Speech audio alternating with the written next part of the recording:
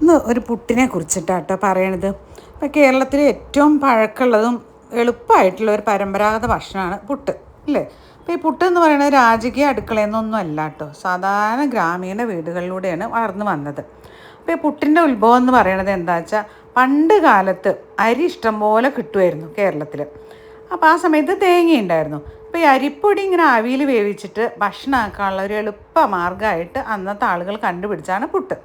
എൻ്റെ കുട്ടിക്കാലത്തൊക്കെ ഉണ്ടല്ലോ, ഉരലിൽ അരി പൊടിച്ചിട്ട് വറുത്തിട്ട് പുട്ടുണ്ടാക്കും. അപ്പോൾ ഈ ഉണക്കലരിയുടെ പുട്ട് ആവിയിൽ വേകുമ്പോഴുള്ളൊരു മണമുണ്ട്. ഇതൊരു മണം കേൾക്കുമ്പോൾ തന്നെ കഴിക്കാൻ തോന്നും. അതേപോലെ തന്നെ സ്വാദുമായിരുന്നു കേട്ടോ. പഴവും പപ്പടമൊക്കെ കൂടി ഇങ്ങനെ കൂട്ടി കുഴച്ചിട്ടൊരു കഴിപ്പുണ്ട്.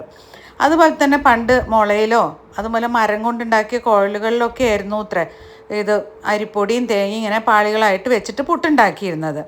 പിന്നെ ഒരു ചിരട്ടപ്പുട്ടുകൾ വന്നു, അല്ലേ? ചിരട്ടയിലൊക്കെ ഉണ്ടാക്കാൻ തുടങ്ങി. അതുപോലെ തന്നെ ഇപ്പോൾ റാഗി പുട്ടുണ്ട്, ഗോതമ്പ് പുട്ടുണ്ട്, ചോളപ്പുട്ടുണ്ട്, അങ്ങനെ പല വകഭേദമുണ്ട്. അതുപോലെ തന്നെ തേങ്ങ അരിപ്പൊടി എന്നുള്ള കോമ്പിനേഷനൊക്കെ മാറിയിട്ട് എന്ത് കിട്ടിയാലും ഇടാം. തേങ്ങയുടെ ഇടയിൽ നമുക്ക് അവിലിടാം, പഴം ഇടാം, അതുപോലെ ക്യാരറ്റ് ഇടാം, എന്ത് വേണമെങ്കിലും ഇടാമെന്നായപ്പോൾ ഞാനും അങ്ങനെ ഒരു പുട്ടുണ്ടാക്കി. അപ്പോൾ ഈ കളർഫുൾ പുട്ട് എന്ന് പറഞ്ഞാൽ നല്ല സ്വാദും ഉണ്ടായിരുന്നു, അതോടൊപ്പം തന്നെ ആരോഗ്യവും തരുന്നുണ്ട്. നമുക്കിതിനെ മഴവിൽ പുട്ട് എന്ന് വിളിക്കാം. മഴവില്ലിൻ്റെ കളറൊന്നും ഇല്ല കേട്ടോ, കുറച്ച് ഒരു 3-4 കളറുകൾ.